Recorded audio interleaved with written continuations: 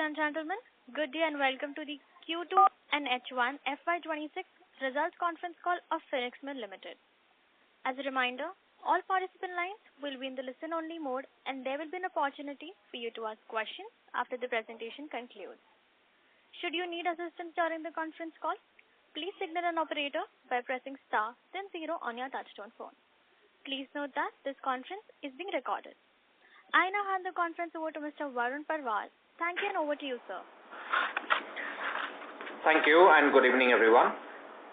Happy Diwali. It's a pleasure to welcome you all to discuss our operating and financial performance for the second quarter and first half of fiscal year 2026. During the first half, we reported revenue of rupees 2,068 crores, reflecting a 14% growth over the same period last year. Our consolidated EBITDA stood at rupees 1,231 crores, up 17% year-on-year.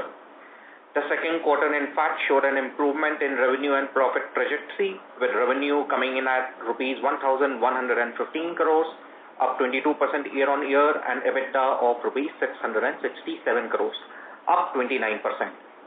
Growth during this period has been led by strong performance from our retail portfolio and good sales momentum in the residential segment.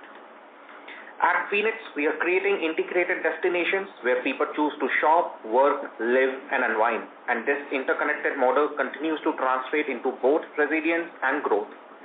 Fiscal year 26 marks a phase of elevating the retail and office experience, strengthening our balance sheet, and accelerating our next phase of growth. These results reflect not only our operational discipline, but also the compounding impact of our mixed-use strategy and our commitment to building enduring value. Our retail story continues to be the engine that drives the Phoenix ecosystem. Under Rashmi's leadership, it is growing stronger and more refined each year. Rashmi, of course, as you know, has been with Phoenix for over 15 years and has played a pivotal role in transforming our mall portfolio into world-class destinations. With over 26 years of industry experience, she continues to champion growth, operational excellence, and strong brand partnerships while mentoring the next generation of retail leaders. Rashmi, over to you to take us through how we are deepening our retail strength. Thank you, Varun, and good evening, everyone. I'm happy to share that our retail portfolio continues to build on strong growth momentum, delivering both financial performance and a richer customer experience. Retailer sales for H1 FY26 reached 7,335 crore, up 13% year-on-year.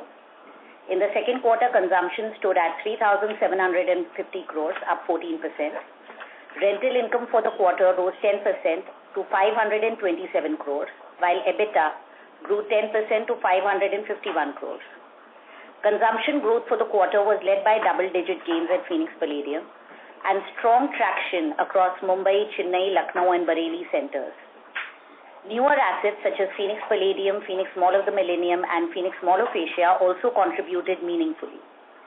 Growth would have been stronger if adjusted for temporary area closures at Phoenix Palladium, Mumbai for redevelopment and strategic upgrades at our Phoenix Market City malls. Our consumption performance remains strong across categories.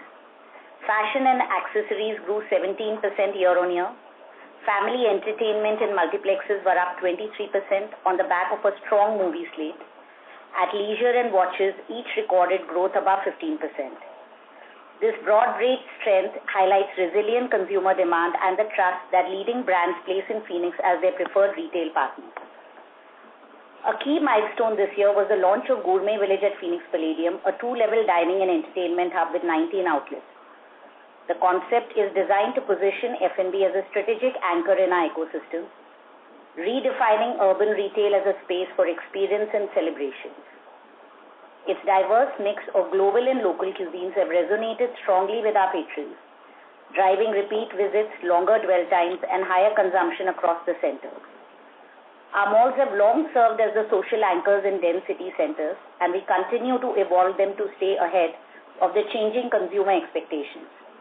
The success of Gourmet Village is a reflection of this evolution, and we are now scaling the model across our portfolio as we strengthen our positioning as preferred social and F&B destinations.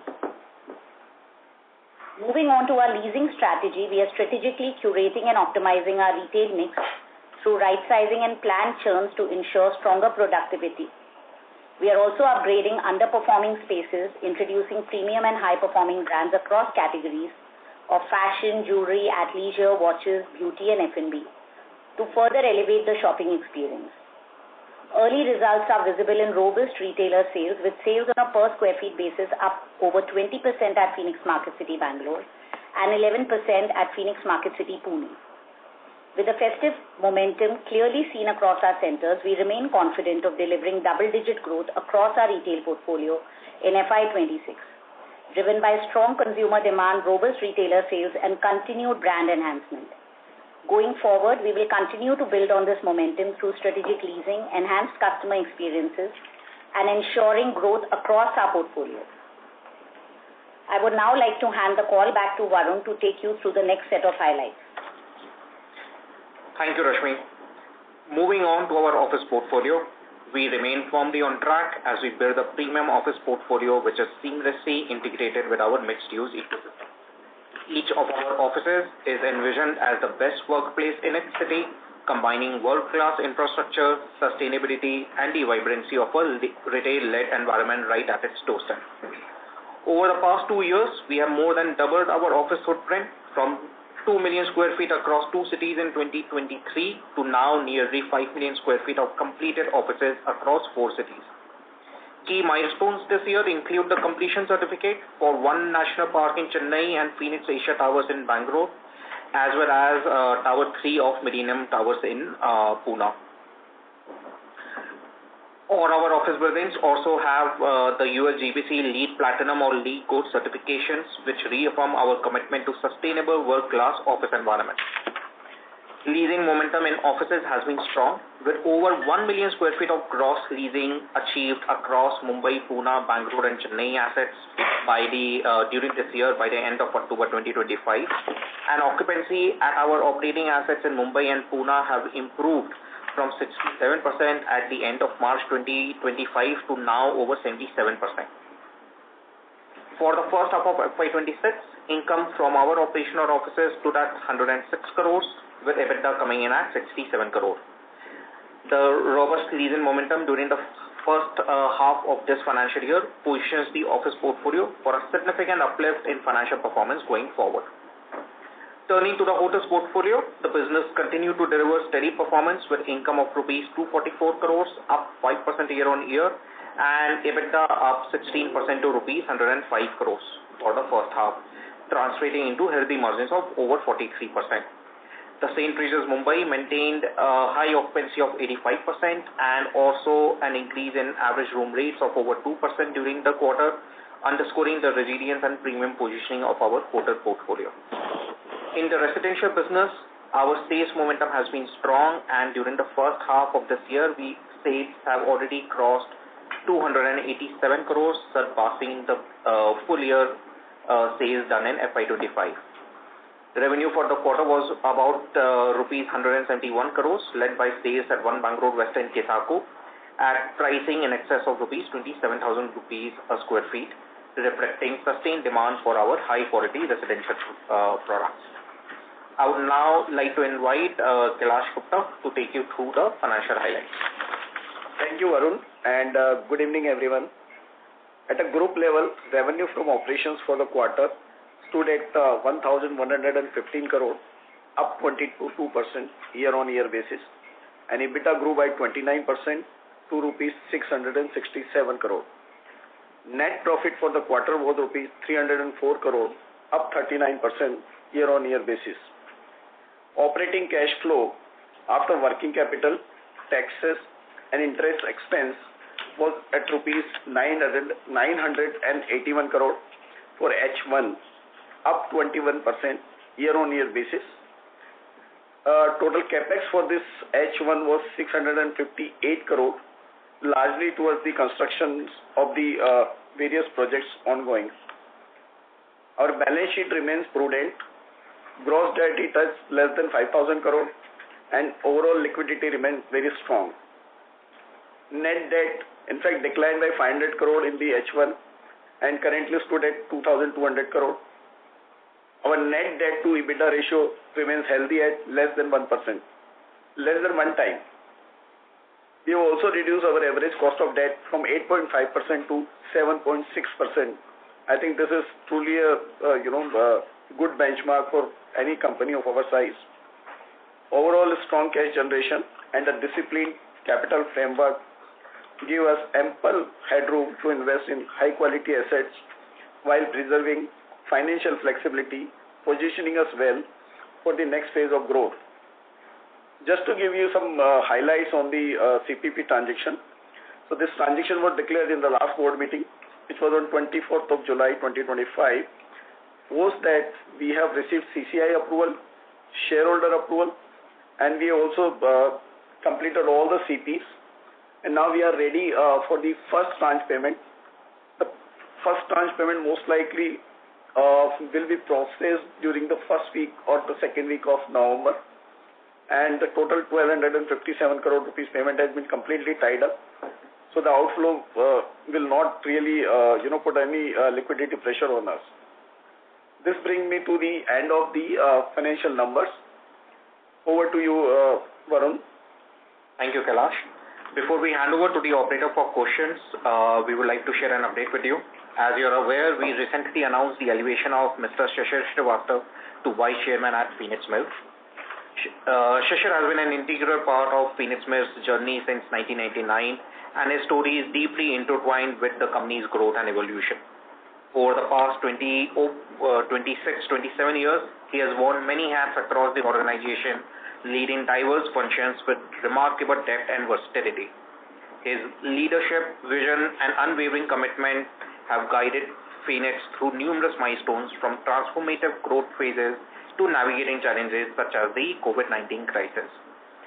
On a personal note, I've had the privilege of working closely with Shishir for over 10 years.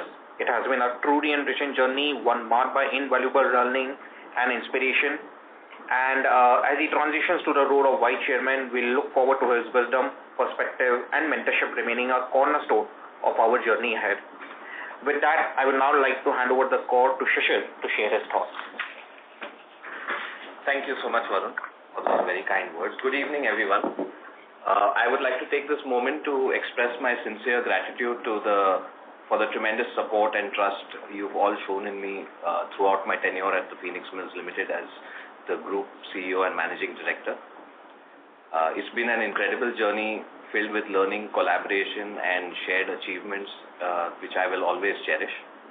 As I move into the role of Vice Chairman, I genuinely do so with a deep sense of pride in what we've built together and complete confidence in the leadership that will take PML forward into its next exciting chapter. The Phoenix journey has always been about building enduring value, and I'm confident that the team's focus and discipline will continue to create long-term growth. Though I'll be stepping back from day-to-day operations, I look forward to staying closely involved and continuing to work with the team, guiding, mentoring, and contributing strategically as we shape the company's future. We can now begin with the Q&A round. Thank you, everyone. Thank you very much. We will now begin the question and answer session. Anyone who wishes to ask a question may press star and 1 on their touchtone telephone. If you wish to remove yourself from the question queue, you may press star and 2. Participants are requested to use handsets while asking a question. Ladies and gentlemen, we will wait for a moment while the question queue assembles. The first question is from the line of Puneet from HSBC. Please proceed.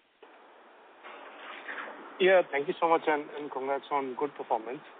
My first question is actually with respect to your slide 24, right, where you talk about the residential and other income and residential and other EBITDA. Can you elaborate a bit more on what this income is and how is the margin so high?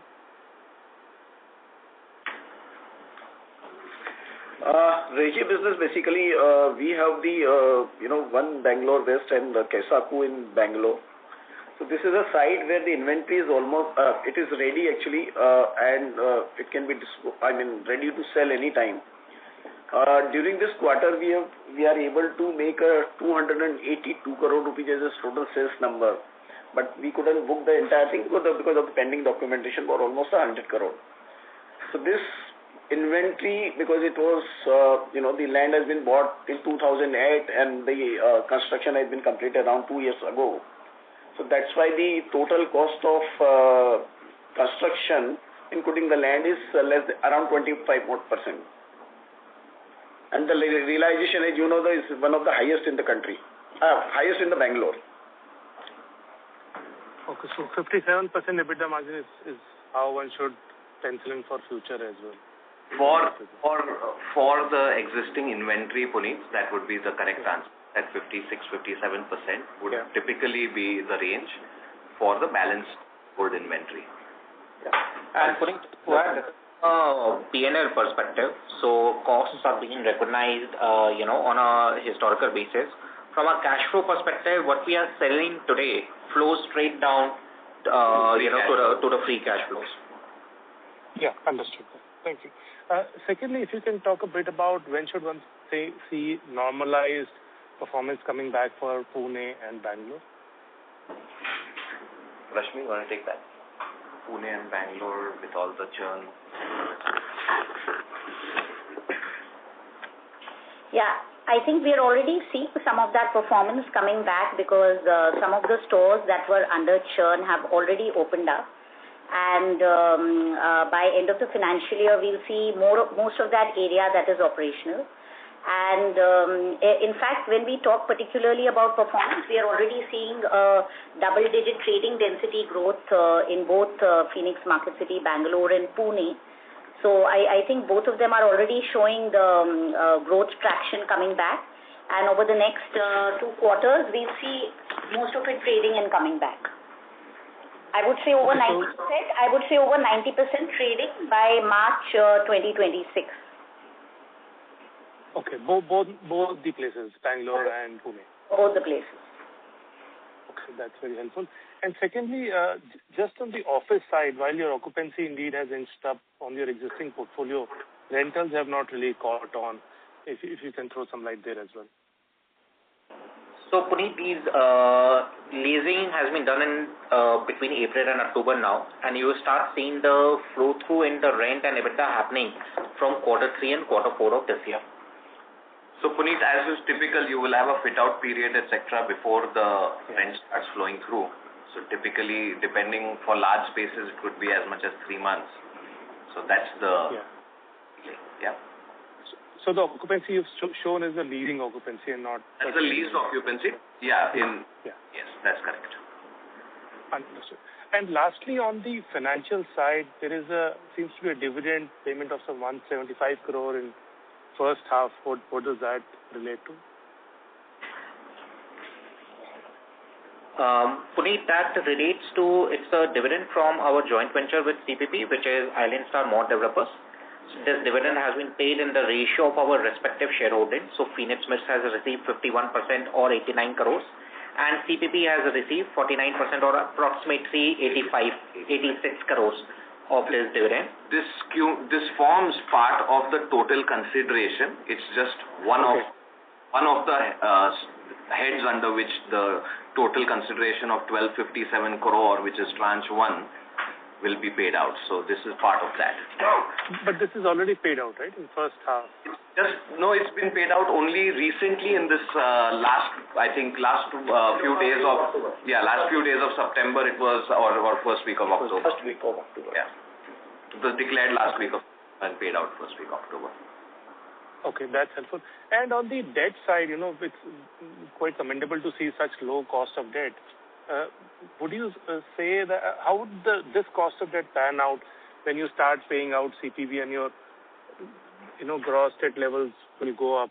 Would you anticipate similar cost of debt, assuming interest rates remain where they are? Absolutely, Puneet. All the debt that we are looking at raising, even at the asset level, it's primarily going to be LRD, and it is going to be at the similar price range. But just to give you 50-60% loan has already been tied up by now. Great. So similar range, 7.7 times. Correct. Absolutely. Understood. That's very helpful. Thank you so much and all the best. Thank you. The next question is from the line of Praveen Chaudhary from Morgan Stanley. Please proceed. Hi. Thanks so much for taking my call. Hi, Varun. Hey, Yashish. I have just one quick question. The net debt to EBITDA of 1 turn, that's absolutely commendable. It's very good. I just wanted to see if you have a number in mind, which is your peak net debt to EBITDA that you can go to. That will also tell us in terms of what kind of growth you can go for, apart from buying a piece of land that you have for the next 5 years. What else could you do to improve or increase the gearing to drive growth? I'm just trying to see the peak number that you can go to. So we continue to look at our overall cost of funding, Praveen. And for the present, we estimate that we will be in this range of between 1.5.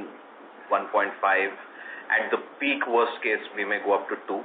But that would be that is going to be, perhaps even if it happens, it may happen for only a short period of time when we may peak and be able to reduce it from the internal accruals. So we don't. So potentially, if we really want to raise capital for growth, we could go even 7 times, but that's clearly not the intent. Our current policy is to stay in the range of where we are, between 1 to 2 times of EBITDA. That's very clear. Thank you. And if I could add one more question. In terms of land banking, in terms of acquiring great locations, are you done because you clearly have a very good roadmap, or you're still looking for tier 2 cities and still scraping through buying land? See, we have clarity on what assets we are delivering between now and 2030. Our goal continues to be to build out at least 1 to 2 million square feet of retail every year, even beyond that. So land acquisition is going to continue to go on. It's that there is no end. It's routine for us, and that's the plan that we have. So 1 to 2 million square feet of retail delivery every year beyond 2030, accompanied by other asset classes such as hotel, office, commercial, residential, depending on the demand at that micro location. So we will continue to acquire land to deliver this. And Praveen, just to add to what Shishir is saying, we are already having a list of cities actually which we have identified, and it is part of the investor presentation all the time. Understood. And the last question I had was on the consumption growth and retail rental growth. I remember a couple of years back you had mentioned that same-store sales growth can be as high as 10-11%. It has been single-digit for some time. Could you highlight what will drive us back to double-digit growth, please? So some of the impact to our sales growth, as we've spoken a little earlier in today's call and previously as well, has come about on account of us reducing trading area by way of churn, so that space is undergoing a fit out or a change in brand and premiumization and other initiatives that Rashmi will explain to you. So some part of the impact on our consumption growth has come out of area not being available to trade due to churn. We are seeing, it's been a fantastic season for us this year, this month of October, and we expect to see these trends to continue through for the next, for the end of this quarter and perhaps even the last quarter of this financial year. Rashmi, would you like to add? Yeah, in fact, we are seeing this trend is already coming back. I was earlier mentioning that fashion and accessories grew at 17%. We are seeing family entertainment and multiplexes have shown a growth of 23%. Athleisure watches grew over 15%, likewise jewelry. So I see that this trend is actually coming back strongly. And, the festive season has been very good as well. So the numbers for the festival season are going to be even higher than what I'm telling you. So in fact, this has had a strong comeback, I would say, in terms of the double-digit growth this quarter, and we'll see it only growing in the next quarter. Also, if you take a look at slide number 7 of our presentation, you will see that 5 out of the 12 retail assets here have demonstrated double-digit growth in this last quarter. And the others is where Rashmi has explained the asset and brand enhancement initiatives that have been. Yeah, and even those two centers where we are undergoing a major churn, Phoenix Market City in terms of trading density grew at 20% and Pune in terms of trading density grew at 11%. So, we are seeing a double-digit growth all across. Okay. That's very clear, and thank you very much. Congratulations for a great set of results. Look forward to see you soon. Thank you. Ladies and gentlemen, in order to ensure that the management is able to address questions from all participants in the conference, please limit your questions to 2 per participant. The next question is on the line of Parvez Qazi from Nuvama Group. Please proceed. Hi, good evening team, and thanks for taking my question. So a couple of questions from my side. First, we have seen pretty decent improvement in the leasing on the office side in Q2. So what is incremental progress here? Let's say by the end of FY26, where would we be in terms of the leasing status in the 2 million square feet recently completed projects on the office side? Second, some status on the under construction assets, both on the retail and office side will be great. Thank you. Hi, Parvez. With regards to the existing operating office assets that we have, we have mentioned that our internal goal to the team has been to hit an average of 80% across all assets by the end of this quarter. 80 to 90% is the target. If we just look at the progress that we've made and which has been almost 1 million square feet of leasing that we've achieved in this financial year, we are really excited that the team and the new leadership under the new leadership is going to continue to demonstrate strong leasing progress, and we hope to achieve our target. We'll move to the second part of your question, which is an update on the retail assets under construction. And Rashmi, if you would like to take that call. So the retail assets under construction, leasing is progressing very well. We have Calcutta, which is leased over 75%. Surat is also leased close to 35-40%. And we are doing expansions at the Bangalore Center in 2 phases. The second phase, which is the F&B expansion, is leased over 60%. Next is the expansion here at Phoenix Palladium again, which is receiving a very good traction. And apart from that, we are building flagship centers in Chandigarh and Thane, where currently we are at the drawing board stage in terms of the architectural plans and the larger vision for the center. And for those centers as well, we've received early very good traction from the retailer community. So yes, we are very excited about all the new projects, and so likewise is the retail industry. In terms of completion, Parvez, we'll just complete that. In terms of project completion, we are happy to report that we are on track both on budget and on timelines. We are expecting the Grand Victoria Mall, Kolkata to be ready by sometime in the third quarter of calendar year 27. Similarly, the mall at Surat is going to see a similar timeline. In Bangalore, the retail expansion is expected to be completed in the next calendar year, again third quarter of next calendar year. The office expansion at phase 1 office expansion at Phoenix Market City, Whitefield will also be completed simultaneously in the third quarter of the next financial year. And the Grand Hyatt Hotel is slated to open by the end of calendar year 2027. Sure. Last question.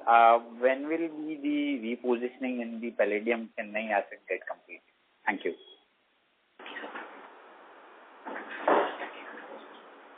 So we've already started that, and I think next year you will see a lot of it in terms of execution that will be visible at the mall level. Sure. Thank you and all the best of you.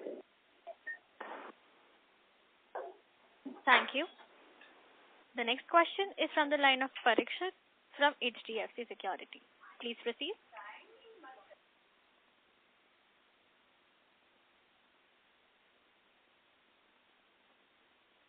Mr. Parikshit? Mr. Parikshit, your line has been unmuted.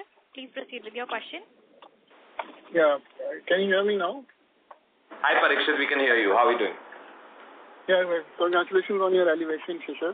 So my first question is on the like-to-like consumption growth in the Mumbai mall, Palladium malls, if you can help us understand, adjusted for the increased area, GLA area. Sorry, can you just repeat your question properly? So the Palladium mall, what is the like-to-like consumption growth YOY adjusted for the increased GLA? 13% is the answer for that. Okay. Like-to-like without accounting for the additional area, like-to-like growth is 13%. So this is adjusted for the area which has been demolished as well.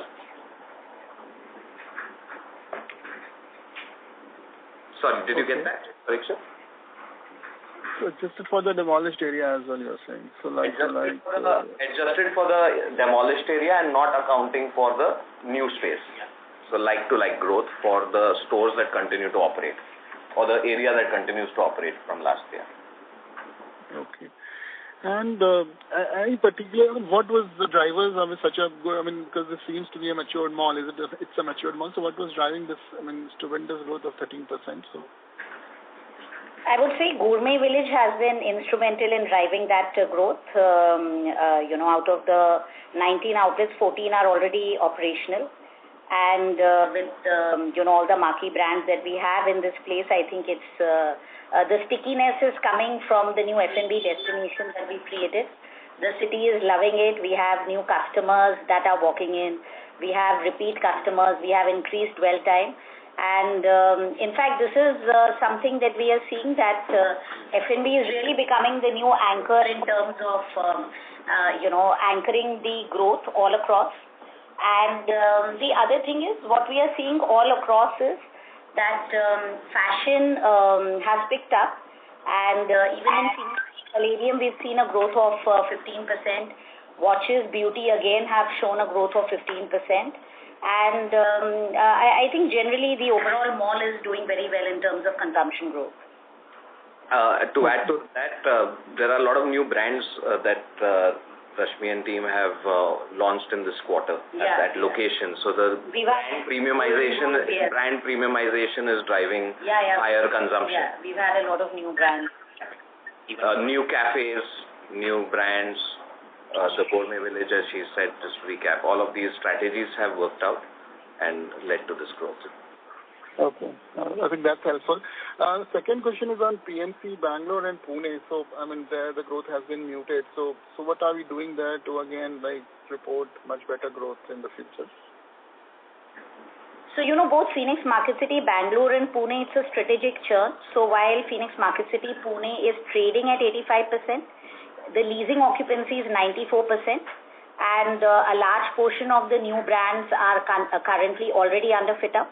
Likewise, in Phoenix Market City, Bangalore, while the trading occupancy is 82%, the leasing occupancy is 97%, and there again, some of the brands have already opened, and a lot of other brands are under fit-outs currently.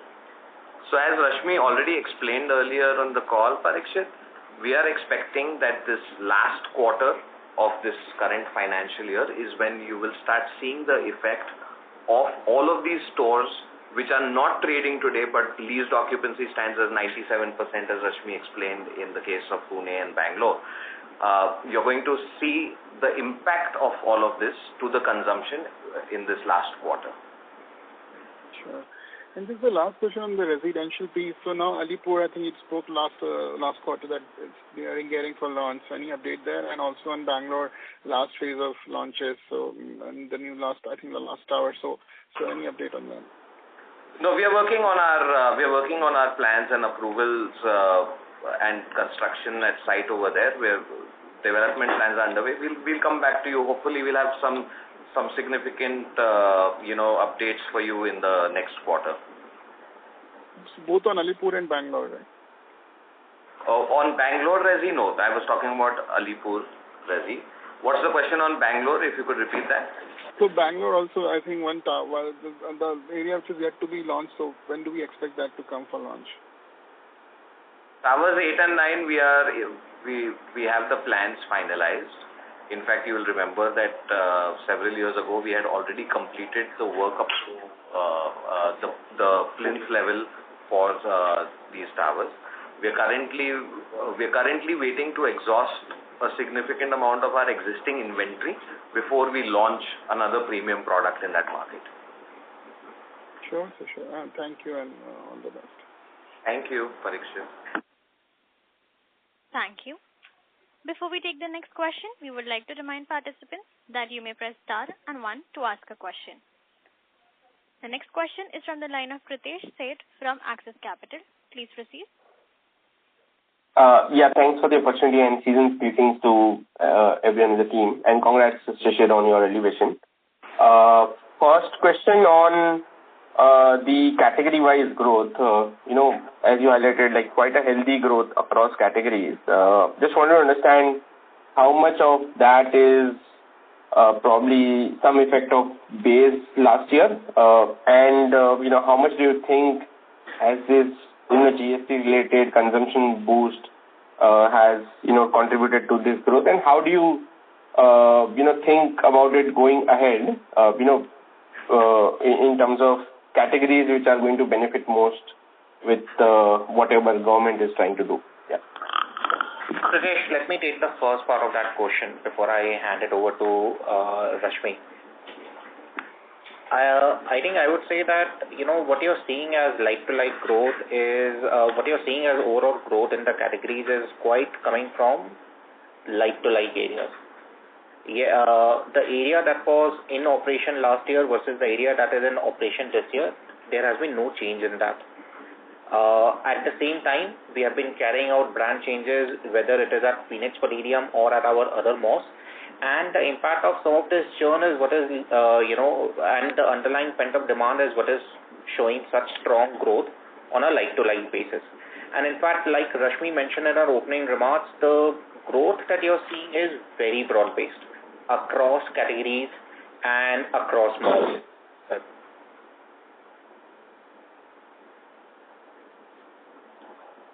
Rajesh, did that answer your question? Yeah.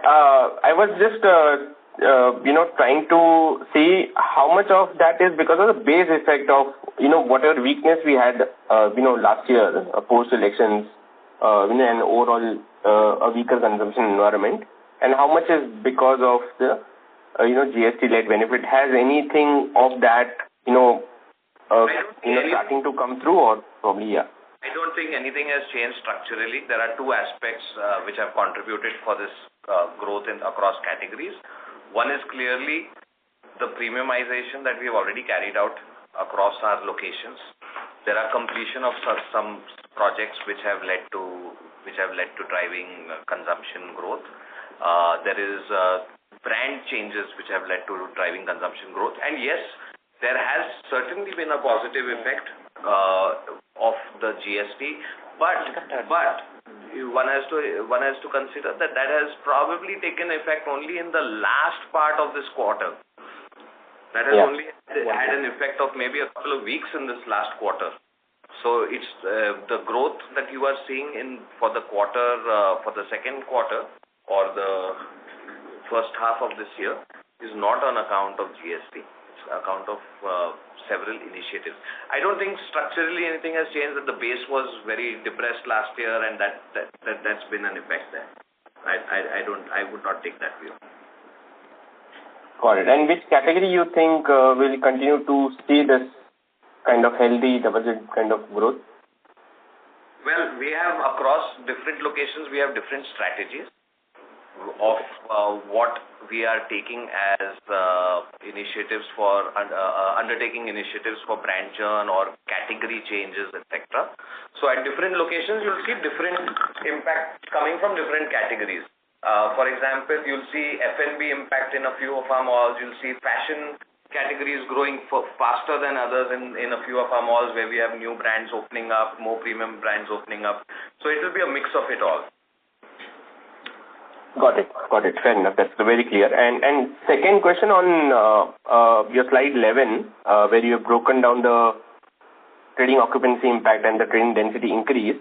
I'm just trying to understand now that once we get back to a mid-90s kind of trading occupancy for all these malls, you think that trading density can remain at similar levels or has a potential to further go up with the kind of brands we are bringing, and then overall will it boost the growth even better than just the trading occupancy increase that we'll see? So how you think about this growth? Yeah. You know our business as well as we do, I think, because it's quite clear and evident, right? All of these initiatives that Rashmi and her team have undertaken, which have resulted in a temporary dip in occupancy, is all driven to drive a higher trading density.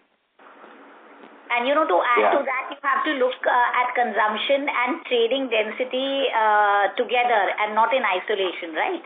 Because like we mentioned, we are churning a lot of anchor areas at current.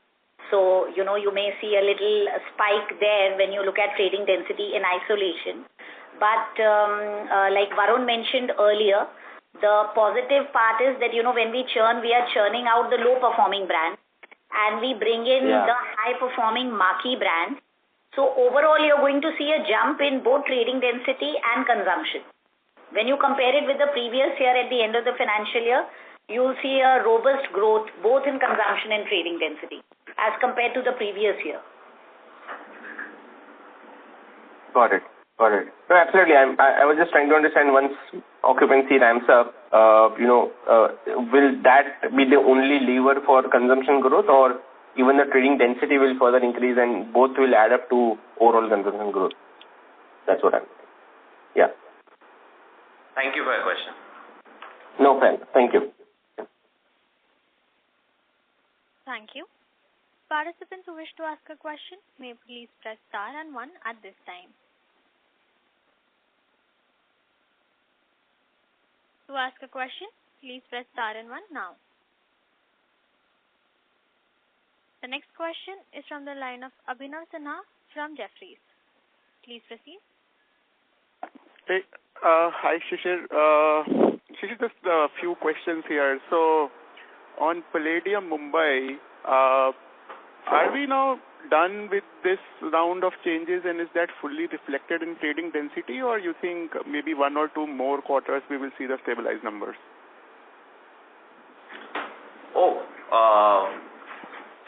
As you know, we have that entire project Rise and Convergence. Convergence is the area adjacent to the courtyard, which we have demolished. Right. That is under development, and it's being done in parallel with the other part, which is a little behind, where you also have the offices in the tower above, right? So that is going to add another 200,000 square feet of retail space, additional 200,000 square feet of retail space, which will further drive growth and consumption, and of course GLA, additional GLA. Right. So, okay, I wanted to ask if for the current changes which we have seen with the Gourmet Village open now, so for that area, is it the correct quarter, or? We still have a few stores yet to open over there. So maybe you should look at the performance of next quarter to understand what the consistent performance of that block is going to be. If you want to estimate some kind of projection on what which will be. The 91% trading occupancy that we have on 1.03 million GLA, this includes the recent demolition, or does not include? No. It's adjusted for that area. It's taken off that area. Adjusted for. Okay. So we should be at, say, 98 very soon on trading occupancy, right? Absolutely. Our leasing percentage is already 98%. Right. And Rashmi ma'am, that should be fully operational and reflected in the trading density and the consumption by, say, the March quarter. Is that right? Yes, it certainly will. Okay. In Bangalore also, PMC Bangalore, so I see that the density is now jumped up massively by like some 21%. So clearly there is active churn. And this number is now very close to Palladium. So, is this like going to be the stable ratio? Let's say Palladium moves to 3,500, so this moves to 3,100 or something? So, in the long run, yes, Bangalore is emerging as a very strong market. Our center in Bangalore is emerging as a very strong destination. And, with all the efforts that we are putting in and we will continue to put in terms of premiumization, upgrading the asset, bringing in, new brands, new experiences in the center. And there's generally a lot of organic growth also around the center. So in the long run, yes, the center holds very strong potential. Abhinav, Rashmi, you're going to ensure every center is going to be a Palladium. Okay, we love all our centers equally. Right. Shishir, on the other land parcels, so you've given us good updates on Victoria and Surat. The three other ones, Coimbatore, Mohali, and Thane. When do we start seeing, proper construction, plinth level, etc.? So, Abhinav, as you know our process, you've seen how we've built our malls in the past, right, and we've been able to stay within timelines and budgets. We get into detailed designing before we break ground.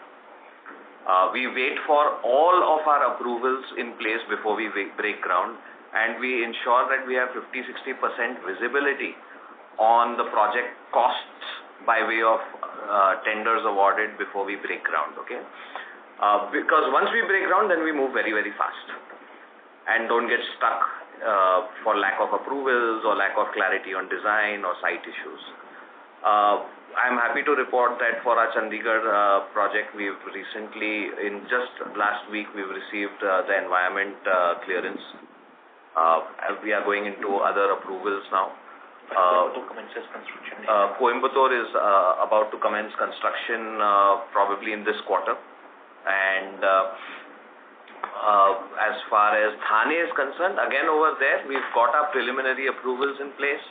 We've applied for the environment clearance. We've got the terms, the TOR draft has been approved. We are in that process. So we are on track.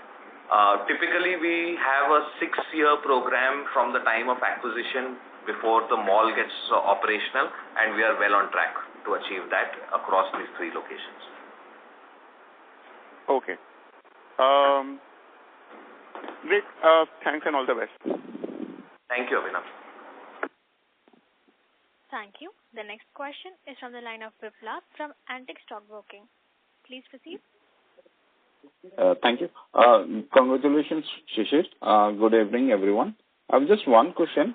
Could you outline, could you share what retail and office assets are expected to come on stream, say, in the next 3 years in FY26, 27, 28? Okay, I'll cover it again. We briefly discussed this earlier. Let me put it down for you again.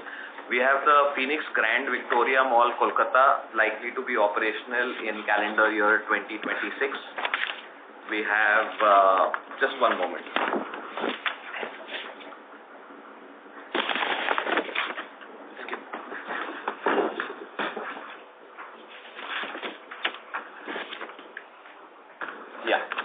We have the Surat Mall, which is also going to be operational in calendar year 2027.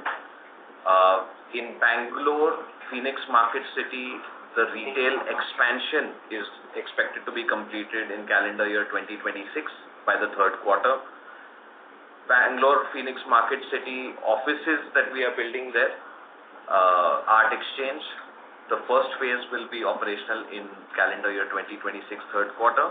And we expect the Grand Hyatt Hotel at the same development to be operational a year later in 2027. Okay, so Kolkata in 26, Surat in 27. So Calcutta also 2027. Calcutta also 2027. 3rd quarter. Calendar year. Calendar year. Or you can say 3rd quarter, FY28. Okay. And when do you expect that Project Rise mall and office to be ready? Calendar year 2027, maybe in that third quarter of the calendar year. Okay. Thanks. All of our projects are getting delivered between 26 and 2027. And then, of course, Surat, Thane and Chandigarh and Coimbatore will be in 2030 and thereafter. Okay. Great. Thank you, sir. Thank you, Vipul. Thank you. The next question is from the line of Akash Gupta from Nomura. Please proceed. Hi, sir. Am I audible? Hi, Akash. Yes, we can hear you. Hi, sir. Just one question on my side. I just wanted to understand the impact on the consumption on your retail malls after the GST tax cut. How has consumption improved, and how are you thinking about it going forward? I think we covered this a little while ago. See how it's very difficult to gauge the impact. We believe that there has been an impact of the GST changes, but that would have only been in the last 2 weeks of this quarter under discussion. So we are clear that the consumption growth that we have seen in this last quarter has been driven on account of the operating initiatives and asset enhancement and brand enhancement initiatives that have been undertaken by Rashmi and the team. Understood, sir. Thank you so much. Thank you. The next question is from the line of Puneet from HSBC. Please proceed. Yeah, thank you for the follow-up. My first question is on the Indore mall. There seems to have been some bit of issue on the infrastructure side, but yet consumption has grown quite nicely, 15% now for a few quarters now. EBITDA hasn't caught up. Can you elaborate on why there has been this discrepancy? Sorry, what is the discrepancy, Puneet? May I request you to repeat that? Yeah, so the consumption in Indore mall has been growing quite nicely, 15% despite the infrastructure-related issues, but the EBITDA hasn't grown as much. You know that typically you would see a 2 to 3 month lag between consumption and growth and its impact on the rental on account of incremental rental on revenue share. So currently the brands over there have now started breaching the minimum guarantee threshold, and they will start contributing the incremental rent on account of revenue share. It will take we are hoping that with this infrastructure getting completed and access improving in this, let's say in the first quarter of the next financial year, you will start seeing some significant positive impact, both on... No, I understand. Yeah.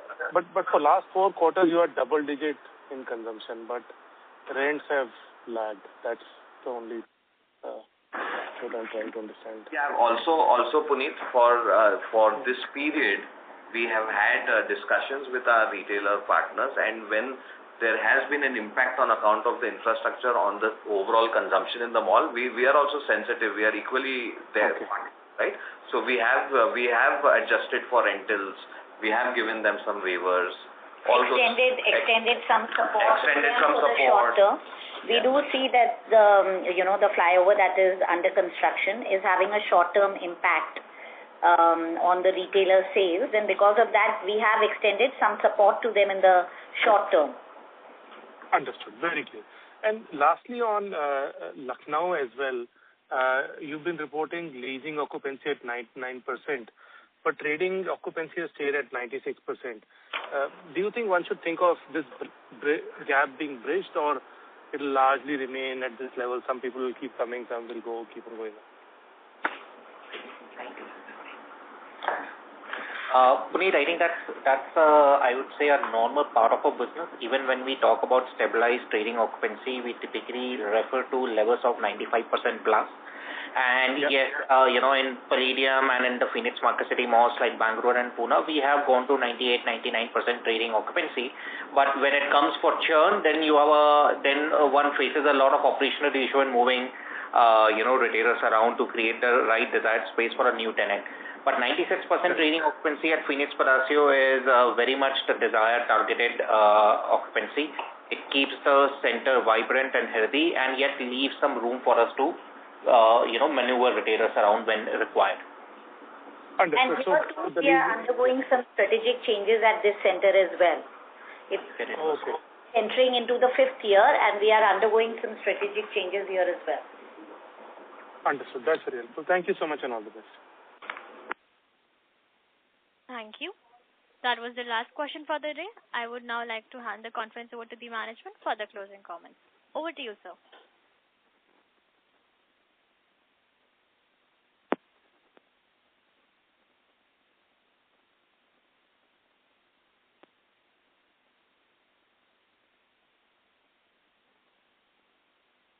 On behalf of Phoenix Mills Limited, that concludes this conference. Thank you for joining us, and you may now disconnect your line.